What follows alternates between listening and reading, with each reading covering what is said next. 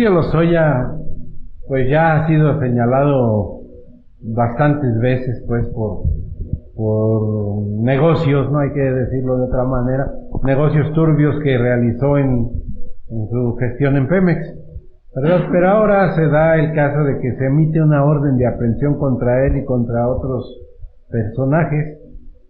¿Cómo van las cosas aquí, Miguel? Sí, mira, vamos a poner en contexto de una manera muy rápida, si están de acuerdo, cómo se ha venido este tema, ¿no? Porque ahorita, pues bueno, como tú lo mencionas, se gira su orden de detención y aprehensión, y no nada más para Emilio Lozoya Austin, sino también, pues, para un directivo de Altos, ¿cómo se llama? Altos Hornos Mexicanos, ¿no? Alonso Ancira.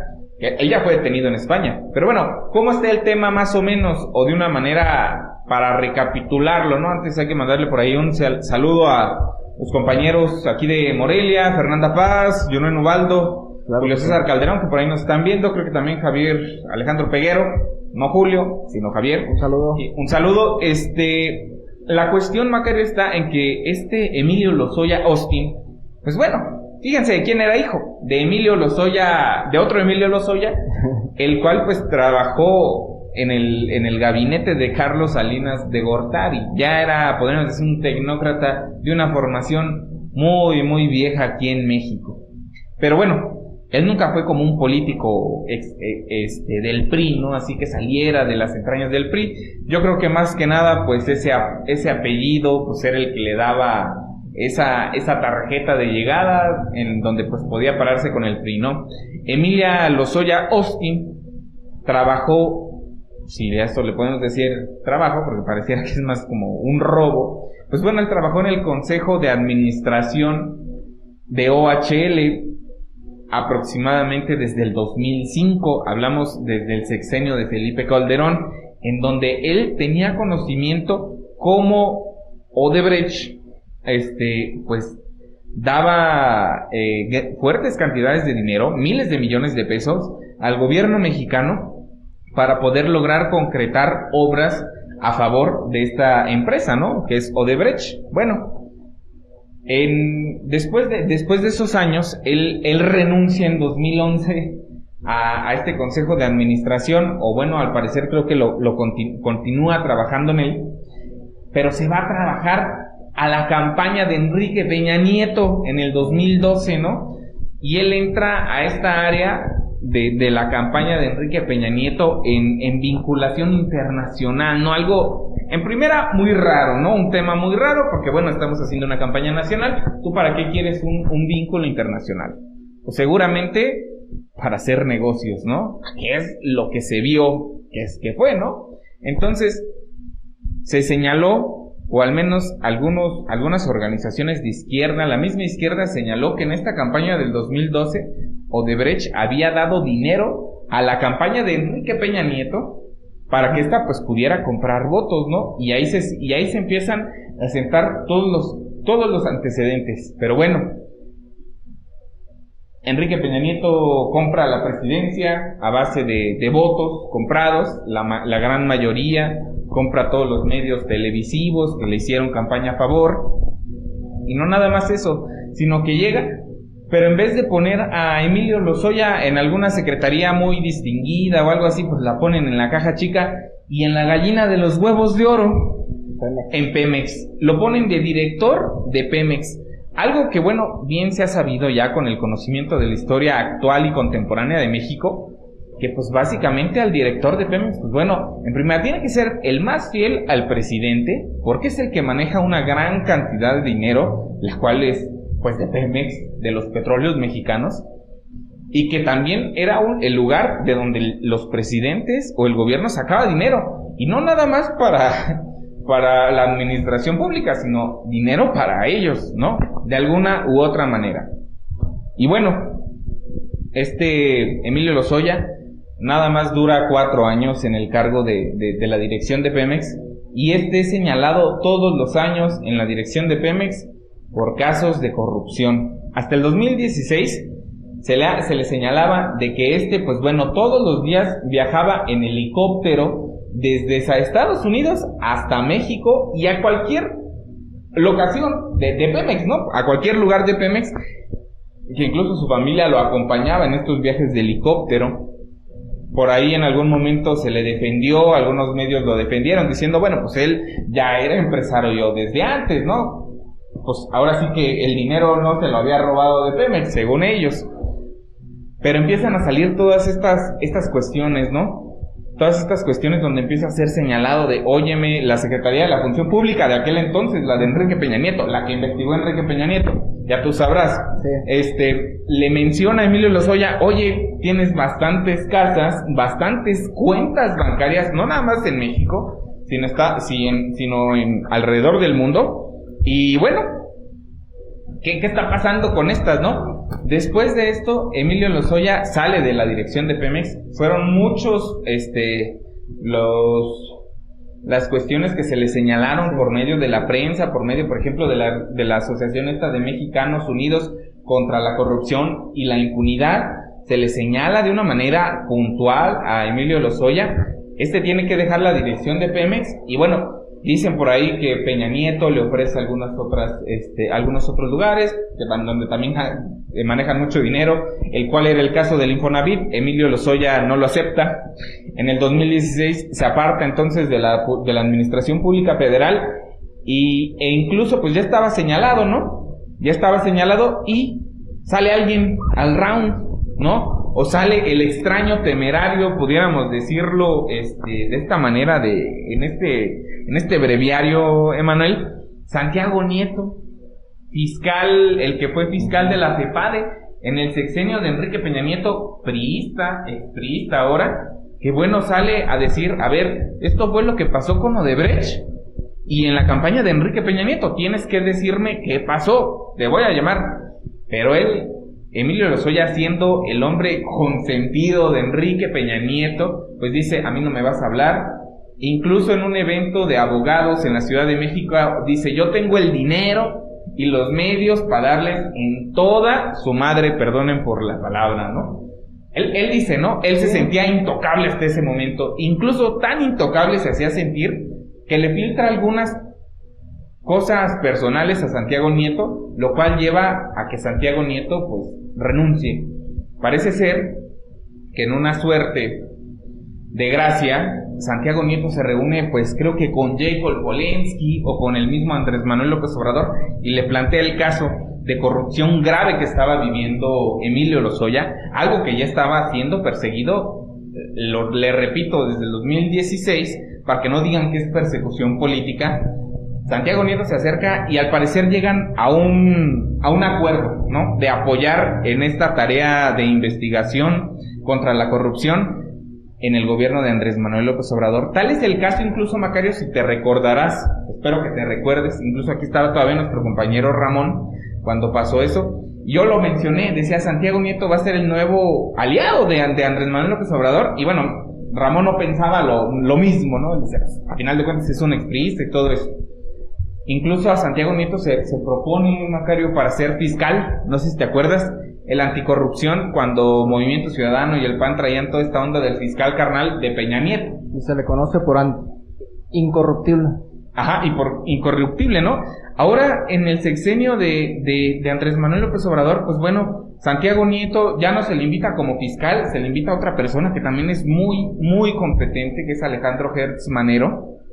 Que dicen que es ¿cómo se llama? Elliot Ness. No, el de Estados Unidos, bueno. ¿El Bernie Sanders? No. Ya se me olvidó, total. No, eso sí que el llanero. A Santiago Nieto lo invitan a la unidad de inteligencia financiera del SAT, en donde básicamente pues, es un departamento el cual se dedica a estar investigando a todos estos evasores fiscales corruptos, ¿no? A final de cuentas. Y pareciera ser, Macario, que ha realizado bastante bien trabajo, y no nada más eso, sino que bueno, su trabajo ya lo llevó a un caso que ya estaba denunciado, y ahora sí vamos a entrar al tema, a un caso que ya estaba denunciado, en el cual, cuando Emilio Lozoya Austin, director de Pemex, compra a una empresa llamada Altos Hornos de México S.A., que antes era una empresa mexicana, por cierto, como breviario cultural, le compra una fábrica de ¿cómo se llama? Fertilizantes. De fertilizantes, la cual, para el dato, no se usaba desde 1996.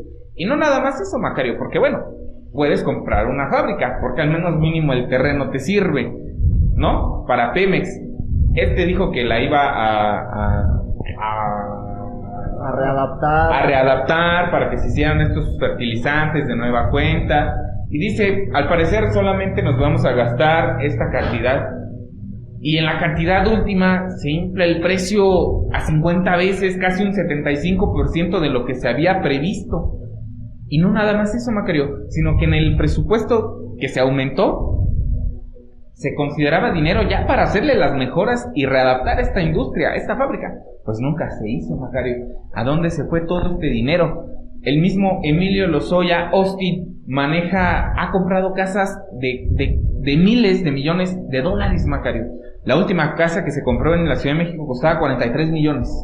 43 millones. ¿De dónde una persona que se supone que es funcionaria pública, que se supone que es servidor, que solamente ha trabajado en la administración pública federal, saca este dinero para comprar eso? Digo, discúlpenme, pero no es Carlos Slim.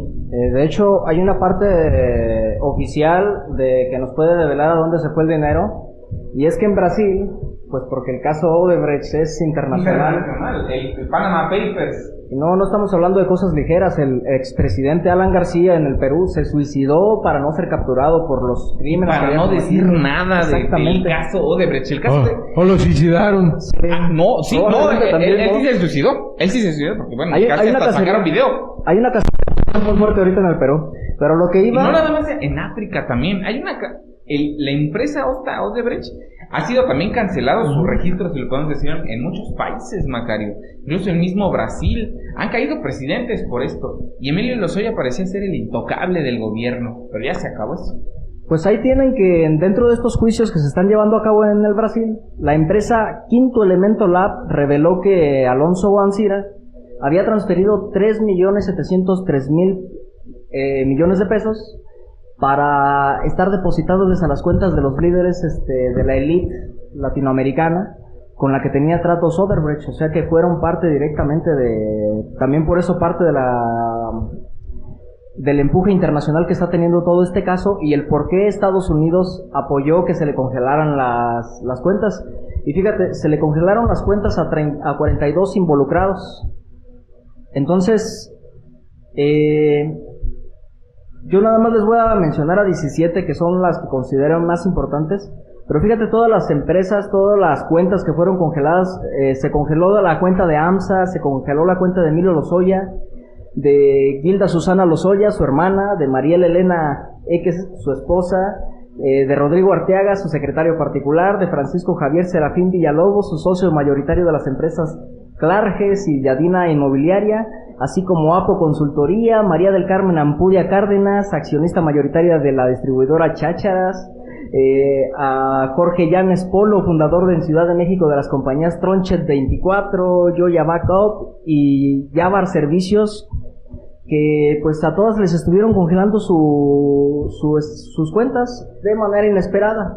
Aquí es en donde el abogado de AMSA está diciendo que quiere meter un amparo para que se le informe de cuáles son los cargos por los que se les está congelando la empresa y que el juez debió haber emitido una sentencia antes de que se le congelara absolutamente nada, para lo cual parece que el criterio de la Corte es que en caso de que haya un tercer país internacional de donde venga la petición, sí se pueden congelar las cuentas hasta que empiece el procedimiento. Sí, fíjate que es una cuestión muy importante, ¿no? Porque, digo, a final de cuentas, Emilio Lozoya y Alonso Ancira solamente es la parte visible del iceberg de la corrupción. Hace muchos años también no oíamos un caso tan fundamentado, Macario, porque en qué zozobra vivíamos, donde no nos enteraba nada. Y ahora, por ejemplo, bueno, los esfuerzos han sido muy diferentes. Hablábamos, por ejemplo, de los Panama Papers, de la Casa Blanca, de Aristegui, y todas estas investigaciones, grandes investigaciones periodísticas, que cuando son tomadas por un excelente funcionario público, me quiero aventurar a decir eso, pues, y son investigadas también por ellos, pues se pueden llegar a buenos objetivos, ¿no? Que es el caso de la lucha contra la corrupción. Ahora, el tema, pues bueno, está alcanzando niveles muy, muy fuertes, ¿no? Incluso el mismo abogado de Emilio Lozoya, que bueno, él sí puede aparecer ante medios, porque bueno, hay que decir que Emilio Lozoya no está detectable aún. Lo han estado buscando en sus propiedades de la Ciudad de México y en México. El abogado de Emilio Lozoya dijo que si detenían a Lozoya, que él iba a llamar a comparecer, no nada más a Ancira y algunos funcionarios ahí de Pemex en aquel momento, que fueron funcionarios en aquel momento, sino al mismísimo Enrique Peña Nieto.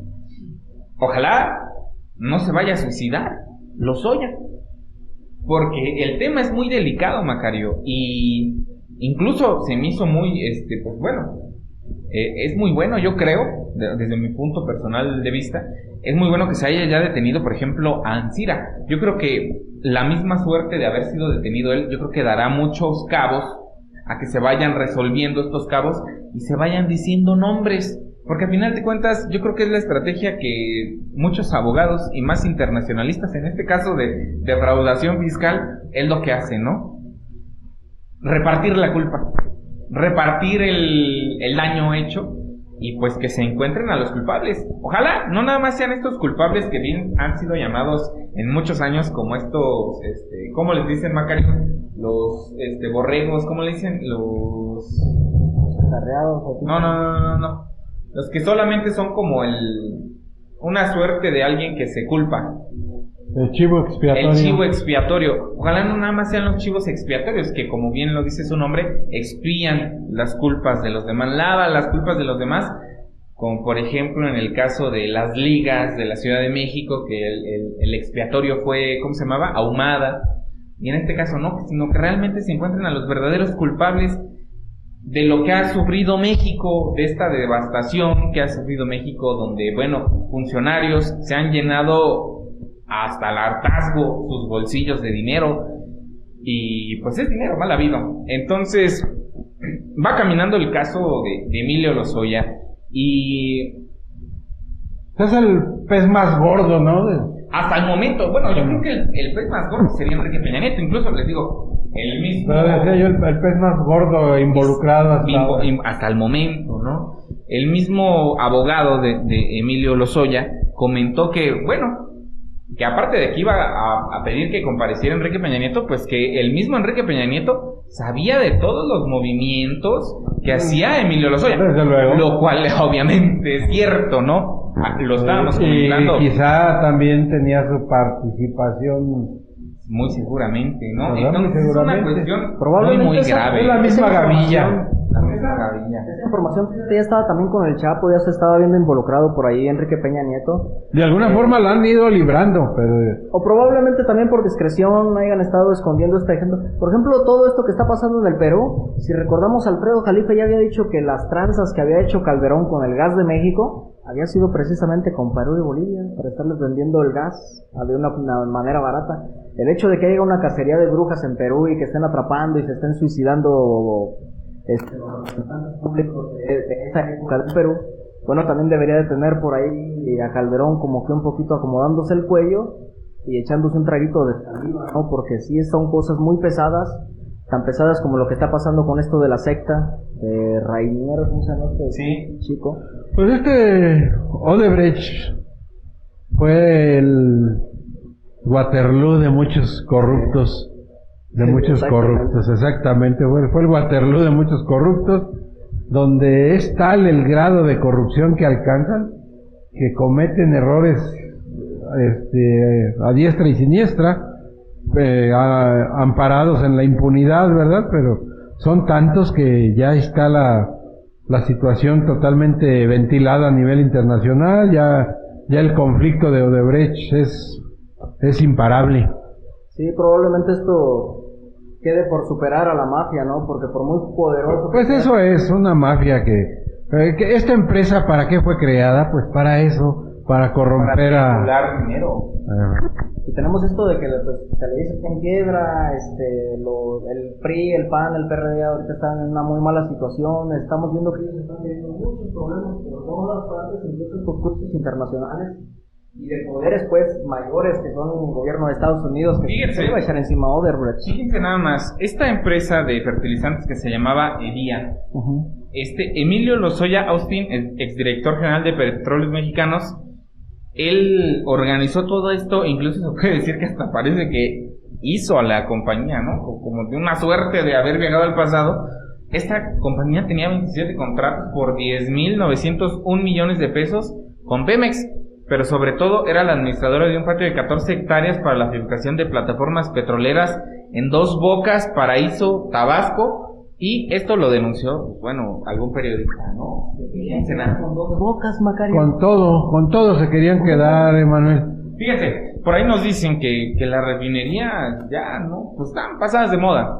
Están pasadísimas de moda, el gobierno no las debería hacer, es mucho dinero el que se gastaría y no vamos a recuperar ese dinero, pero pues pareciera que los privados sí lo recuperarían, y más que nada porque no es su dinero, Macario, porque seguramente cuando en el... Pasa lo de la empresa esa constructora de los gasoductos o... Sí. Eso que les pagan, les dan para que los hagan y les deben, les quedan a deber, lo hagan o no lo hagan. Ese Así tipo es. de negocios son los que estábamos acostumbrados a... Echaron el rumor de que el petróleo era pesado, que no era tipo Istmo, que es el tipo ligero de petróleo mexicano. Y ya cuando vimos las noticias oficiales, vimos que el petróleo de hecho sí era medio ligero y que era totalmente refinable en México. No teníamos que mandarlo a refinerías a la India o a China. No hay que mandarlo a ninguna parte, ¿verdad? En una refinería pues realizan la mezcla necesaria para que pueda ser procesado. Sí, ¿verdad? No ha de ser cosa del otro mundo. Y el petróleo de Dos Bocas, pues fíjate, nada se querían quedar. El petróleo del Istmo es el mejor que tenemos aquí en México.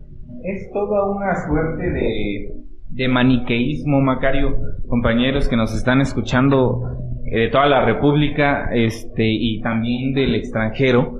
Esto es una suerte de maniqueísmo en donde pues básicamente lo interesante de llegar a ser presidente o lo interesante de llegar a un gobierno de la República, la Administración Pública Federal, pues no era cambiar el panorama de muchos mexicanos, sino lo interesante pues era llegar a hacer negocios amparados por el poder público, no nada más amparados, sino de total impunidad, como el mismo Santiago en algún momento lo dijo. Incluso hasta tuvo esta suerte, ¿no?, de político clásico, Macario, a ver si no le llega la pedrada a alguien, de político clásico en donde pues me sacaban una nota de investigación o hasta de opinión y te mandaba a hablar al ¿cómo se llama?, al comunicador para decirle cómo estaban las cosas y no era como él las ponía, ¿no? Una suerte de impunidad fuerte en donde pues bueno, hacían lo que se les antojaba con el dinero de todos los mexicanos para llenarse los bolsillos de dinero. Nos ponen por aquí un comentario donde habla de que pues con los altos sueldos que tienen, cómo es que no les alcanza y todavía se vuelven empresarios. No se volvieron empresarios, se volvieron ladrones insaciables como tantas y tantas veces lo denunció Andrés Manuel, ¿verdad? Pero no se le creía, se le atacaba, claro, se le atacaba por los medios comprados. Ahora ya vemos que sale a la luz pública cuánto recibían, ¿verdad? Para hablar bien de Peña Nieto y hablar mal de Andrés Manuel López Obrador, ¿verdad? Hay por ahí comunicadores en la televisión que si pasaba un perro corriendo culpaban a Andrés Manuel, si pasaba despacio culpaban a Andrés Manuel y si no pasaba pues también, ¿verdad? Yo creo que son así también especie de enfermedad, digamos la enfermedad pues no sé, se metió, es como darle $1,000,000 de pesos a un cocainómano. No importa lo que hagas, él nunca va a estar satisfecho de cocaína, se va a gastar $1,000,000 en cocaína, se va a morir de una intoxicación y él jamás va a parar de estar ansiosamente absorbiendo, ¿no? Pasa lo mismo con estos fifis, con estos corruptos que ya en su ebriedad de deseo, de poder, de riqueza, de tener más, de consolidarse, de mantener, pues a final de cuentas pasa lo que los budistas dicen, ¿no? Ya uno dices, vivo para proteger mi casa, ya vives para tu casa, ya no vives para ti mismo, ¿no? Por eso el mensaje de Andrés Manuel López Obrador de en que la felicidad no está simplemente en el dinero, en el poder, es muy importante porque a veces también nos puede salvar de no perdernos en este pozo del deseo que es inllenable, nunca lo vamos a llenar, siempre vamos a tener más deseos, siempre vamos a querer ser más, y es mejor mantenernos en la justa medianía y ser lo más dignos, honorables y responsables que podamos para seguir aportando parte de nuestras energías al crecimiento de nuestra nación, que es nuestro objetivo como ciudadanos a final de cuentas. Pues fíjense que este tema yo creo que va a dar para mucho más. Apenas acaba de empezar. Bueno, al menos apenas acaban de surgir, ¿no? Resultados palpables de lo que ya había sido una investigación ya de muchos años, desde el 2006, y con antecedentes pues todavía más viejos, que ilustran, ¿no?, la política mexicana, cómo se está viviendo, y ahora el cambio, ¿no?, de paradigma que propone Andrés Manuel López Obrador. Por ahí ya se hace del conocimiento incluso que, bueno, Emilio Lozoya ya no está en México, al parecer huyó de México, no se conoce dónde está, pero pues bueno, la Fiscalía General de la República ya le pidió a la Interpol, a la Policía Internacional, que emitiera una ficha roja para su detención y captura de este personaje para que sea investigado y juzgado, ¿no? Según el caso. Sí, desde luego que se va a encontrar, posiblemente lo tengan localizado, solo esperando ya la orden de captura. Parece como la esposa de Duarte, ¿no? Que está por allá en Inglaterra, en la ciudad con más cámaras del mundo. Sí. Bueno, como pasa pues con muchos políticos que son buscados, ¿verdad? Pero esto ya no se detiene, ya es imparable el caso, ¿verdad? Ya es imposible que se tape lo que ya se destapó. Bueno, amigos de Radio AMLO, les agradecemos mucho su atención que nos prestaron por esta tarde en el programa del Morral de Macario. Gracias a Emanuel, gracias a Miguel que me acompañaron en este programa, gracias a Vinicio que se hizo cargo de los controles esta tarde, y muchas gracias a nuestro auditorio nuevamente. Los esperamos el próximo sábado a las 10 de la mañana. Hasta luego. Buenas noches.